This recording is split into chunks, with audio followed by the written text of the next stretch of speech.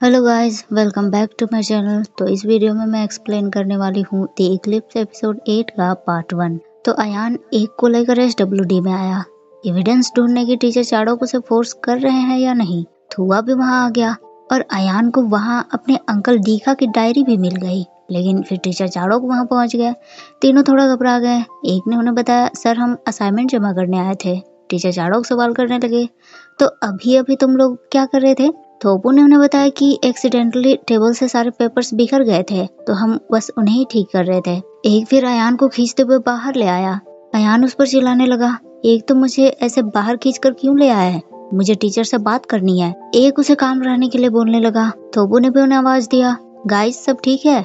एक ने उसे बोला, हाँ तो वह सब ठीक है, बस मुझे मेरा मतलब है कि अयान से कुछ बात करनी है। थोपू ने उन्हें क्लास वापस जल्दी आने के लिए बोला और चला गया। अयान को बहुत ज्यादा गुस्सा आ गया और गुस्से में उसकी सांसें फूलने लगी। उसने एक को वो डायरी दिखाई। एक तुम्हें मालूम है, टीचर चाड़ोक मेरे अंकल की डेथ के पीछे है, अदरवाइज ये डायरी उनके टेबल पर कौन रखता।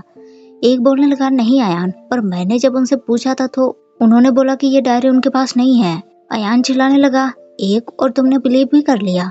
तुम्हें रियलाइज नहीं हो रहा वो कितने डेंजरस हैं, और कब तुम प्रीफेक्ट की तरह एक्ट करना बंद करोगे। एक ने ना में जवाब दिया, अयान मैं ऐसा नहीं कर सकता। अयान की सांसें और फूलने लगी। वैसे ही वो एक को बोलने लगा, एक अगर तुम चाहो तो कर सकते हो। अयान की हालत और बिगड़ती चली गई। वो कांपने लगा। एक ने तुरंत उसे संभाल लिया और उसके घर लेकर आ गया। घर बिल्कुल सन्नाटा था। एक बोलने लगा, अयान फिर से घर में तुम अकेले हो। अयान ने उसे बताया, हाँ मेरी मॉम काम से बाहर गई है, और जब मैं छोटा था तभी मेरे मॉम और डैड का डिवोर्स हो गया था।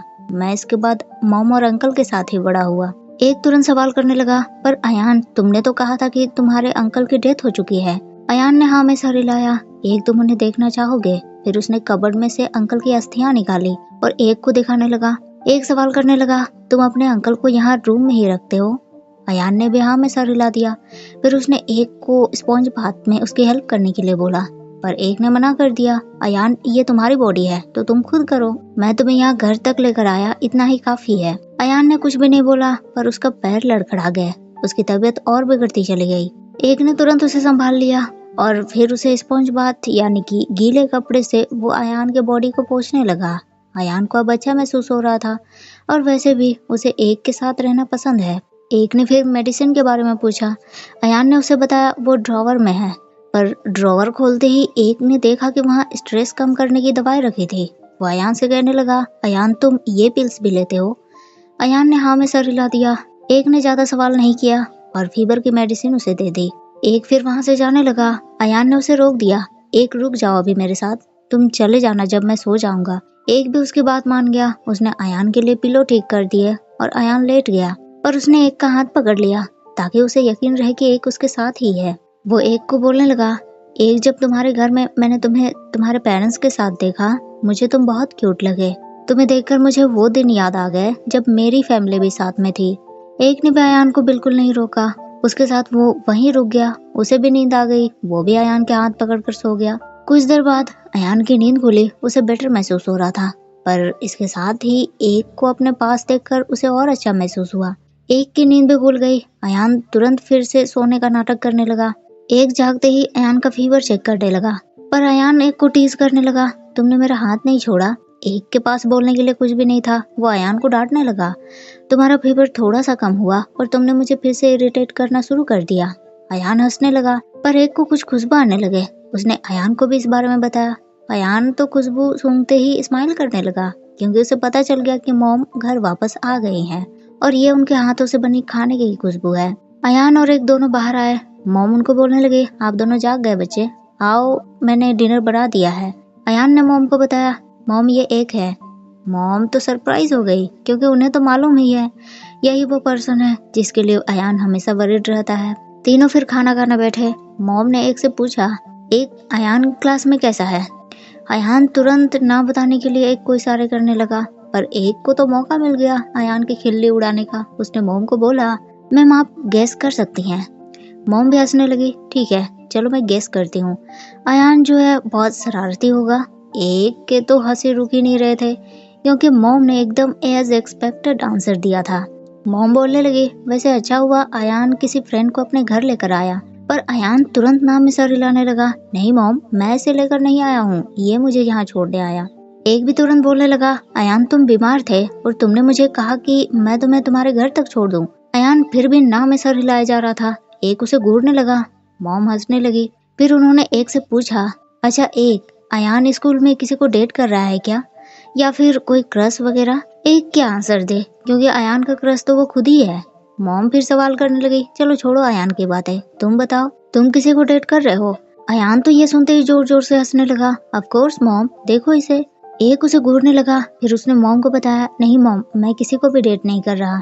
अयान ने मौके का फायदा उठाया, कैसे नहीं है, मैं हूँ तुम्हारा डेट, तुम मुझे ही तो डेट कर रहे हो। एक हैरान, वो अयान को घूरने लगा कि कैसे उसने मॉम के सामने ओपनली सब कुछ बोल दिया। मॉम तो तभी से उनके बातें सुन सुनकर हंसे जा रही थी। एक ने अयान को एक लात मार दिया ताकि वो और बकवास ना करे, पर अयान जैसा ढेर तो कोई है ही नहीं। उसने भी एक को एक लात रिप्लाई में दे दिया। खाना खाने के बाद एक और अयान प्लेट्स धोने लगे।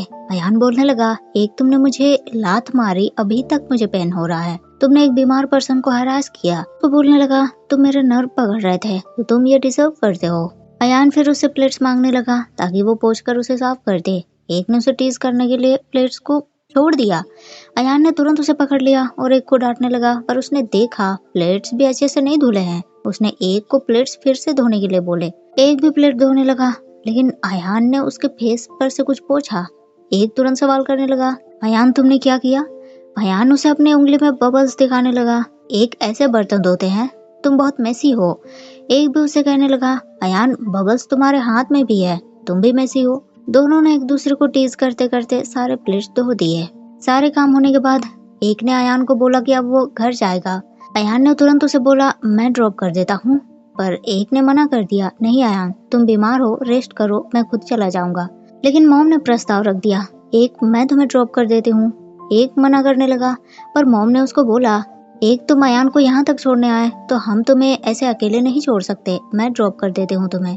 एक भी मान गया और अयान के रूम से अपना सामान लेने चला गया। पर मॉम अयान को घूरने लगी, बेटा तुम्हारा टेस्ट बहुत ही बढ़िया है। अयान भी हंसने लगा, यस मॉम, बिल्कुल आपकी तरह। मॉम फिर एक को उसके रूम छोड़ने आई। वो एक से कहने लगी, एक थैंक्स अयान का, तुमने इतने अच्छे से ख्याल रखा। जब से वो हादसा हुआ है उस पर इसका बहुत बुरा असर पड़ा। वो शायद शॉक्ड में है, पर मैं देख रही हूँ कि आजकल वो थोड़ा खुश लग रहा है। एक बोलने लगा, मॉम मैंने वो पिल्स देखे। मॉम उसे बताने लगी, उस हादसे के बाद अयान मेंटली बहुत डिस्टर्ब हो गया। मैं उसे साइकेट्रिस्ट के पास भी ले गई। उसने एक नए स्कूल में ट्रांसफर होने की बात बोली तो मैं उसे मना नहीं कर पाई, क्योंकि मुझे डर था कि कहीं मैं उसे भी ना खो दूं। एक मॉम को यकीन दिलाने लगा, अयान जल्द ही ठीक हो जाएगा। मॉम भी बोलने लगी, एक मुझसे एक प्रॉमिस करो, चाहे जो भी हो जाए तुम अयान को अकेले छोड़कर नहीं जाओगे। एक ने भी प्रॉमिस कर दिया। अगले दिन कान अपने फोन में एक न्यूज देखकर हैरान हो गया। उसने अपने दोस्तों को भी ये बात बताई। गाइस, वर्ल्ड रिमेम्बर ग्रुप ने एक बार फिर अपनी आवाज ऊंची कर दी है, सब अपने अपने ट्विटर चेक करो। एक और वाट ने भी अपने ट्विटर में वर्ल्ड रिमेम्बर ग्रुप के पोस्ट देखे। वाट ने पढ़ना शुरू किया। वर्ल्ड रिमेम्बर ग्रुप ने लिखा था कि आज टाइम आ गया है कर्ज को रिवर्स करने का, और साथ में ये भी पता लगाने का कि इसके पीछे आखिर है कौन। और चूंकि स्कूल अब सेफेस्ट प्लेस नहीं रहा तो प्रोटेस्ट स्कूल के बाहर करेंगे। तीनों काफी परेशान हो गए। अयान ने भी उनकी बातें सुन ली, वो भी थोड़ा हैरान हो गया। ये बात प्रिंसिपल तक भी पहुंच गई। उन्होंने टीचर चाड़ोक और टीचर सानी की क्लास लेना शुरू कर दिया। हम स्टूडेंट्स को स्कूल के बाहर प्रोटेस्ट करने नहीं दे सकते। टीचर सानी बोलने लगी, पर मैडम उनके प्रोटेस्ट काफी कुछ डैमेज कर सकते हैं। प्रिंसिपल बोलने लगी, तुम्हें मालूम है इसकी वजह से स्कूल का रेपुटेशन कितना डैमेज हो रहा है? एल्यूमिनी क्लब हमसे कितने पैसे ऐंठना चाहती है। ये छोटा सा हैशटैग अब ट्रेंड बन गया है, और ज्यादा दूर नहीं जब ये बात मीडिया तक पहुंच जाए। और ये सब तुम्हारे प्रीफेक्ट क्लब की नाकामी का नतीजा है। ये खबर मीडिया तक बिल्कुल भी नहीं पहुंचनी चाहिए, और अगर तुम्हारे उस प्रीफेक्ट क्लब का कोई यूज ही नहीं तो उसे खत्म कर दो। टीचर सानी और टीचर चाड़ोक ने बस सर झुकाकर यस मैम बोला और दोनों वहां से जाने लगे। प्रिंसिपल ने टीचर चाड़ोक को रुकने के लिए बोला, और टीचर सानी के जाते ही वो टीचर चाड़ोक से कहने लगी, चाड़ोक, सुफालो को सुफालो ही रहना चाहिए। आई होप तुम ये नहीं भूले होगे कि आज जो तुम हो वो किसकी वजह से हो। टीचर चाड़ोक भी बस शांत खड़े थे। टीचर सानी ने फिर सारे प्रीफेक्ट ग्रुप के साथ मीटिंग की, उन्हें एक्स्ट्रा स्ट्रिक्ट होने के लिए बोला, क्योंकि स्कूल में एक नई पॉलिसी लाई गई है जिसकी वजह से प्रोटेस्ट को रोका जा सकता है। पर सवाल ये भी हुआ कि अगर किसी ने वायलेंस यूज किया तो टीचर सानी के पास इसका भी जवाब था। ऐसे स्टूडेंट्स को ब्लैकलिस्ट में डाला जाएगा और बाद में उन्हें पनिश किया जाएगा। सबको सुनकर हैरानी हुई, अपने ही स्टूडेंट को ब्लैकलिस्ट। टीचर सानी ने उन्हें एक और चौंकाने वाली बात बताई। देखो, अगर प्रीफेक्ट क्लब उन्हें संभाल नहीं पाई तो हो सकता है उनसे डील करने के लिए स्कूल के बाहर से लोगों को बुलाया जाए। टीचर सानी की बात सुनकर सब काफी हैरान हो गए। इधर नियान, नोंग और नाहन ने सबको ब्लैक आर्मबैंड बांटने शुरू कर दिए, जो वर्ल्ड रिमेंबर ग्रुप को रिप्रेजेंट करता है। जो स्टूडेंट स्कूल के साथ थे वो तो उन तीनों के सामने ही आर्मबैंड को फेंक कर चले गए। एक कान और वाट भी दूर से उन्हें देख रहे थे। कान ने बोला, गाइस चलो इन्हें रोकते हैं। वाट बोलने लगा, किस चीज के लिए रोकेंगे, वो आर्मबैंड बांट रहे हैं इसीलिए। वो भी सही था, उन्हें रोकने का कोई रीजन ही नहीं। नोंग, नान और नियान ने भी वर्ल्ड रिमेंबर ग्रुप के थीम सॉन्ग गाने शुरू कर दिए। एक ने भी वाट को उन सब का वीडियो बनाने के लिए बोला। ट्रिपल एन, नियान, नोंग और नान आगे बोलने लगे, गाइस तो हमारे स्कूल में बहुत ही हॉरिबल चीजें हो रही हैं और बैड गाइस कभी पकड़े ही नहीं गए। पता है क्यों? क्योंकि स्कूल ने इस चीज को कभी सीरियसली लिया ही नहीं। कभी भी इस मैटर पर सीरियस इन्वेस्टिगेशन नहीं हुए। तो चलो सच का पता लगाते हैं। अब अगर आप भी सच्चाई जानना चाहते हो तो हमारे पास अपॉइंटमेंट है कर्स के रिवर्स डे पर। आइए गैदर करके अपने सपोर्ट दीजिए और साथ ही जिनके हाथ में ये ब्लैक आर्मबैंड है वो इसे पहन ले। बहुत सारे स्टूडेंट्स ने आर्मबैंड पहन लिए, पर अचानक से नियान के सर पर खून टपका और धीरे धीरे खून की मात्रा बढ़ती चली गई। नियान काफी डर गया और डर के मारे वो वहीं बेहोश हो गया। नोंग और नान काफी डर गए, वो नियान को जगाने की कोशिश करने लगे। ये सब नजारा देखकर और सब भी हैरान हो गए।